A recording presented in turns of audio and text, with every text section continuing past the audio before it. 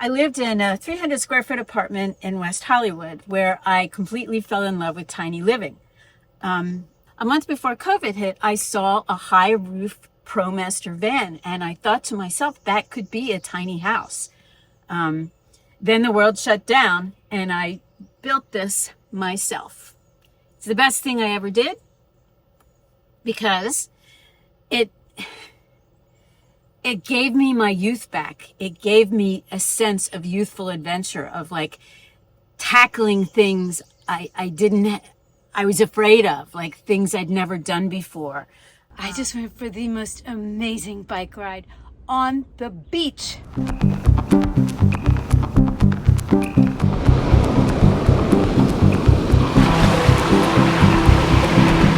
There's this one buffalo who was just like sitting there. I think they call it a dirt bath. He was so beautiful. I loved it. You're in this place where these horses are just walking through the campsites and just grazing.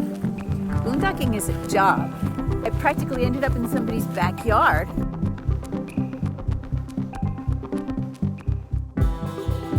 I test drove one. I placed my order. Welcome to the Poochmobile. Oops. I'm Lola and this is Sammy. So I spent the next 4 months designing the layout, ordering the components, making spreadsheets and cost sheets. I first watched, before I ordered it, I watched a video, like I wanted to make sure I could afford it. So I watched this video that some guy had posted where he broke it down into 3 elements: the plumbing, the electric, and the shell, meaning like all the wood stuff and like building it out. He put way more into it than I did, but if I cut a bunch of what he had out, I knew I could afford it. So I set my budget at 10 grand. I made a spreadsheet, and each thing I ordered, I searched for the cheapest item. I put it down on the spreadsheet once it was ordered. And I went on the Promaster website where a whole bunch of people that had already built out dozens of vans themselves had a ton of recommendations. And like one of them really saved my way. I wanted the kitchen here with the shower. I wanted it blocked off so that I had like a feeling of home here, separate from the driving part. And then the bed was back here. But the problem that they introduced was, like, especially as a girl traveling alone, you need to have an ability to jump into the front and drive off if something bad happens. And I didn't really have that. And I ended up with this layout, which is my shower here. I ordered a mirror that was made of plastic because I didn't want glass to break. My biggest concern all along from day one was I didn't want to one day get killed by my creation. There's a story. I'm a writer, and there's the story about this screenwriter, Diane Thompson. She wrote Romancing the Stone. She'd always dreamed of having a Porsche, and once the screenplay sold, she bought one, and then she died in a car accident. So it's like, I didn't want that kind of a legacy. And I also had never built out anything like this. I mean, the truth of the matter is, after 4 months of the layout and the designing and all that stuff, the van arrived. It was March. I sat on the back with the doors open and looked into this giant metal thing, and just said, what the fuck have I done? I really didn't believe I could build it out, but I'd spent $3,500 plus tax, probably even close to $40,000, plus the $10,000 I was spending on the build, and already bought and was sitting in the garage. So there was no way I could turn back. So I decided the best way to do this was to start with what you know, experience the win, and move forward. And don't ever look back of like, I can't do that. I can't do that. So the first thing I did was the insulation, then the floor. The first furniture item, I decided, okay, so I drew a line down the center with a piece of string and blue dust. And then everything was measured from there to the wall, because the walls curve and you didn't want everything to be crooked. You wanted it flush here with the appearance that the walls were flush and square. So I decided to start here with a shower because the shower was defined by the shower pan. The first thing I realized was that I couldn't have it butted up against the back. I lost 6 inches in the length of the interior space. So what I did was I butted the shower pan against this straight wall, and then I notched out inside. So it went up from the shower pan, then notches over, then goes up. That way the seat can bend back as it needs to. I used 2x3s, and my philosophy was this is going to be one piece of furniture built from the floor up and the walls out.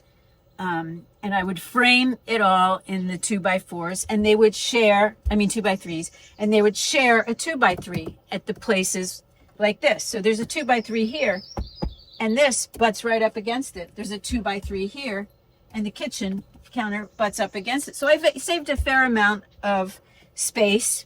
Well, truthfully not, because they all, you see the edges anyway, but there was less wood in it. And the other thing I did was, I forgot my microphone. I hope that the vocal is loud enough. I wanted space because I knew I was going to sit on my ass and write, that I wasn't going to be the person, well, I thought I wasn't going to be the person with a bike and a boat and a hiking stick and doing all that kind of stuff. I was going to be like lounging.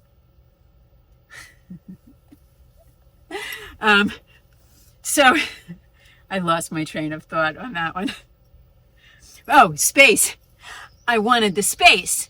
And the way to get space is to fool the eye. I'm a designer by profession, fashion designer, but I've also worked in interior. And you fool the space with proportion. So this was it's supposed to be an 18-inch counter. Oh, I thought I actually made a bigger counter than I wanted, but I wanted an 18-inch counter, and now I have one. So the first thing I had to do was I had to find a fridge that wasn't 24 inches deep, because I really wanted that open door fridge. If I did it again, I would rethink that. It was a very expensive fridge. The reason it's so thin, it's like 15 inches deep, is because the compressor is above the wheel well under the bench seat. But I like the look of it, and I was going for looks. So this is 18 inches here. The sink is a bar sink, which means it's a little bit deeper than like just a little tiny sink, which helps when you're washing dishes. I have no complaints about my sink, even though it's small. I can wash anything in it. This counter, I had bought a Cuisinart oven, and it was really cute, and it looked really perfect. And when I put it on my layout, it looked small enough, but man, when I put it in the van, it looked really big. So I went through a series of different air fryers, the round kind, and then I found this one. This is my dinner cooking. This little oven is so good. I think it browns nicely and cooks better than my big air fryer at home by Emerald. But this counter is 13, and I actually was pretty true to things. The 13-inch counter was to fit that other oven without looking like it was crowded. Of course, it ended up looking crowded. The next thing was, okay, so I started here, then I went here. I knew I wanted it to be long enough that it didn't look out of place, like some short little kitchen thing. I wanted it to have that feel of the proper proportions, 18 by whatever. And I forget what I ended up going with. 34 inches, which was what I wanted. I guess I was pretty true to my measurements. Then whatever was left over went for the bed, and I think it's 44 inches. So it looks much bigger than it actually is. Okay, this is a banquette. Right now it's in bed mode, and I leave it in bed mode 90% of the time.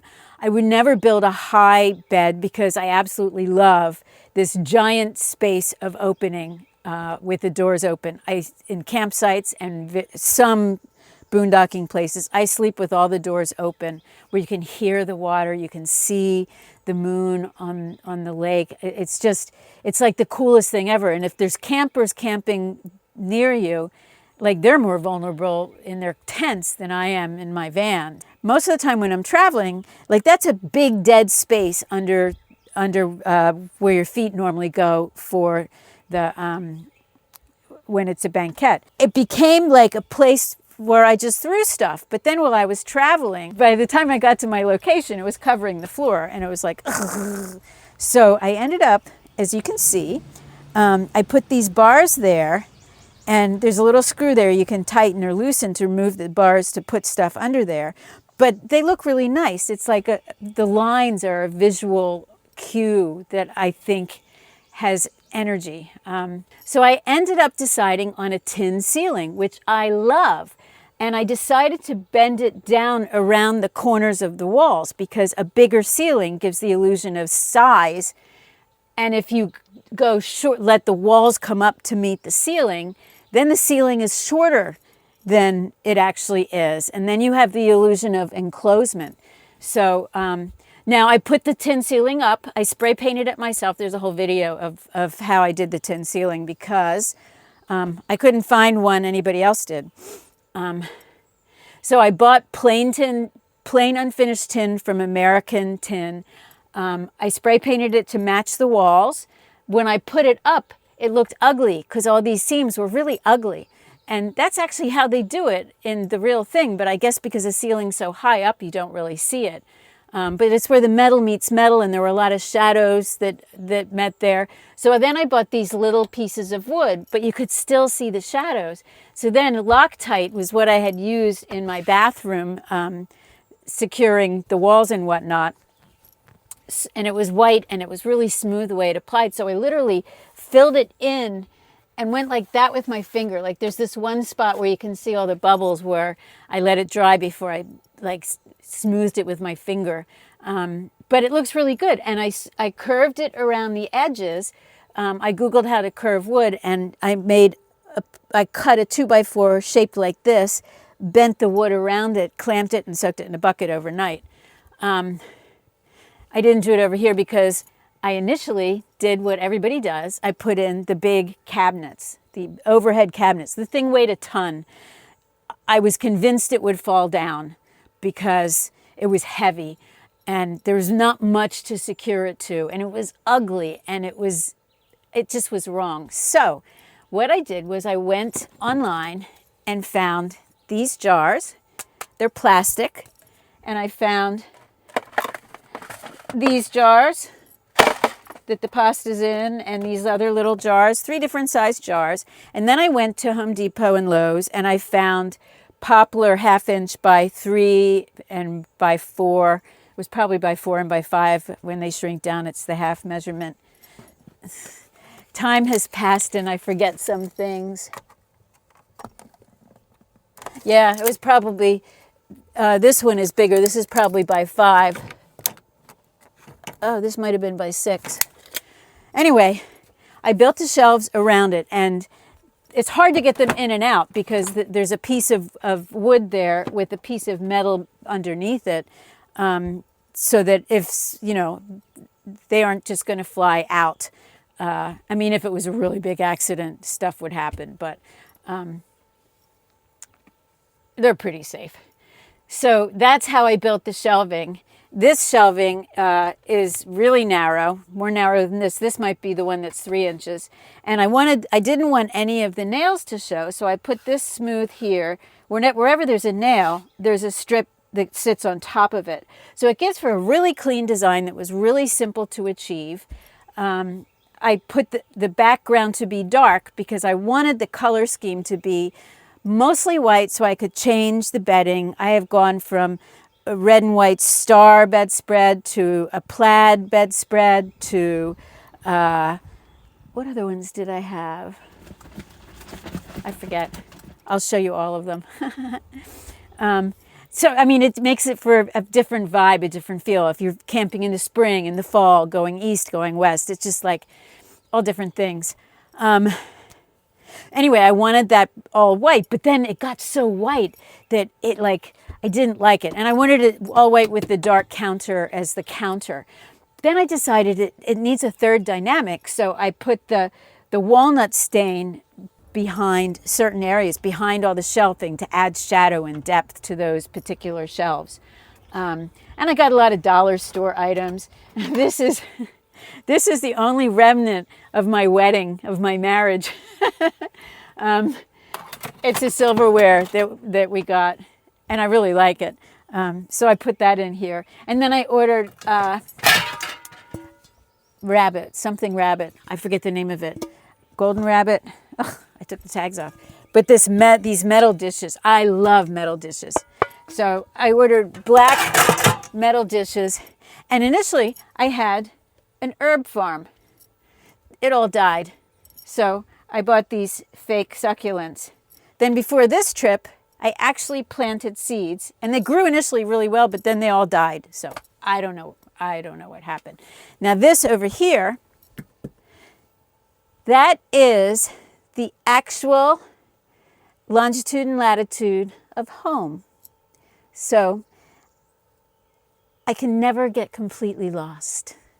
I had ordered the van with windows. When you order a van with windows, they don't open, but I wanted light. I did not order swivel seats. I tried to order swivel seats, but you had to order the pair, and it was like $1,000. And I knew that the one wasn't going to swivel because it was behind the shower. So I just figured, I'm glad I went, The only thing one of the main things I would do differently is that's my that's my heater. It's a Bison heater. I put it in late. If I did it again, I couldn't afford it in the beginning. My budget was limited, and I just couldn't afford it. And back then, electrical Cummins were really expensive. They've gone down a lot in the years since.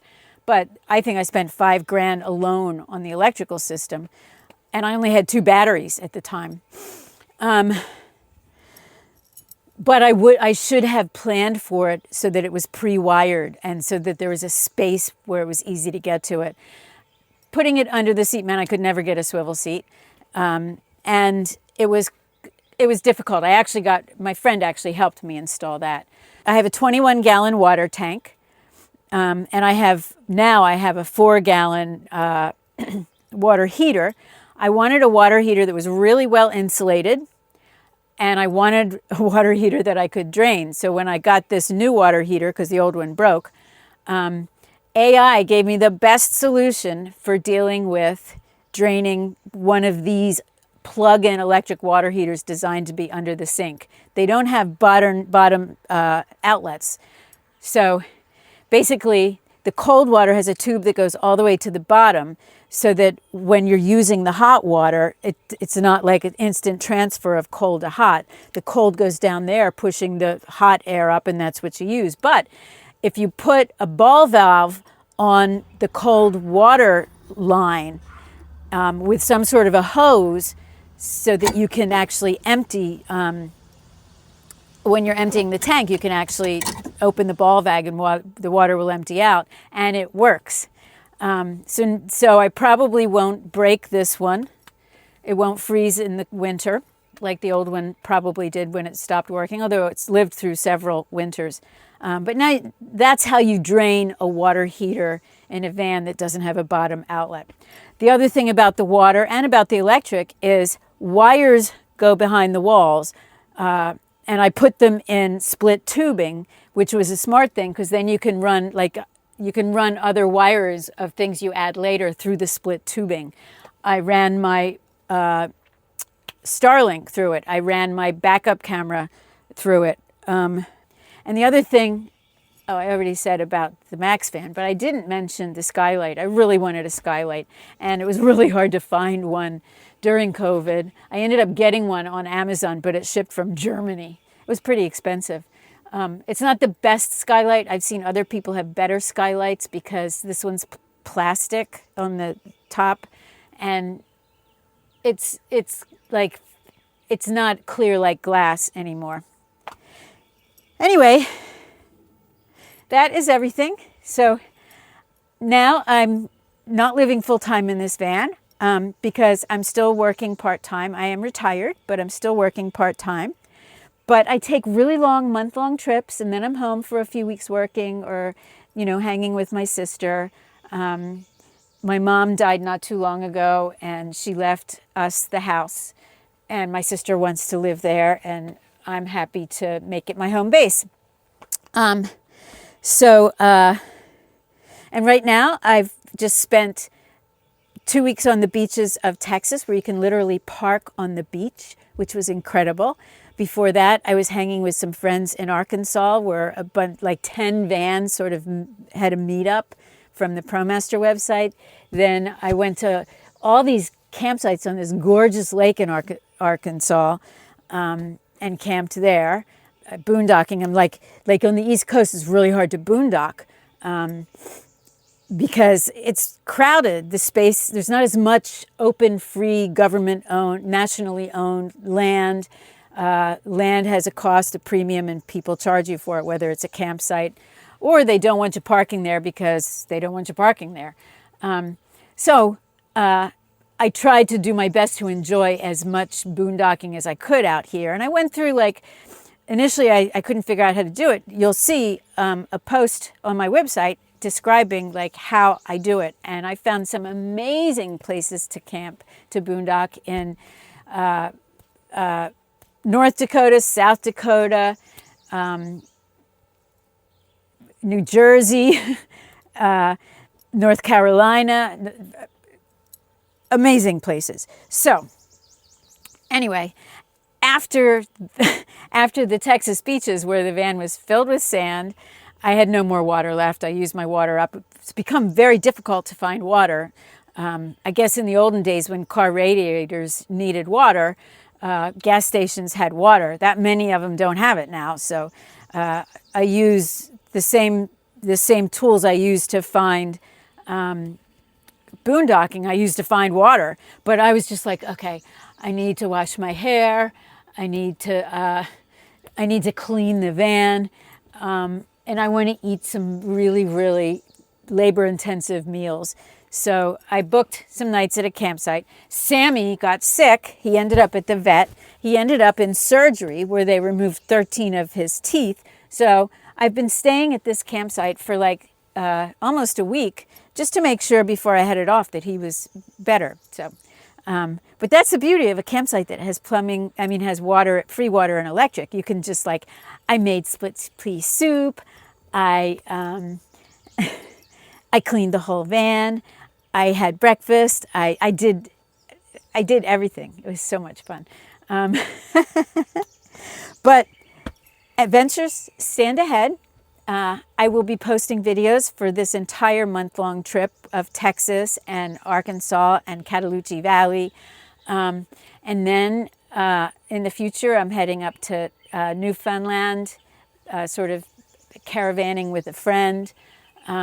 This summer, there's going to be some Pennsylvania lakes, Amish country, beaches, whatever, I don't know. Whatever I want, whenever I want it. Woo-hoo-hoo. Oh, you. So this city girl who went to college in Philadelphia, moved to New York City, moved to Los Angeles, is now exploring the silence of nature. Thank you for watching. Please subscribe and join and say hello. I really want to meet the people that watch my videos, that have ideas of building their own video, their own van, or are out traveling and experiencing different things. It's it's great to have a channel on YouTube, but it's not the same as actually meeting real people. So I hope to connect with real people instead of spending hours just talking to the camera, which is actually kind of fun anyway. All right, I am saying goodbye. Thank you for watching.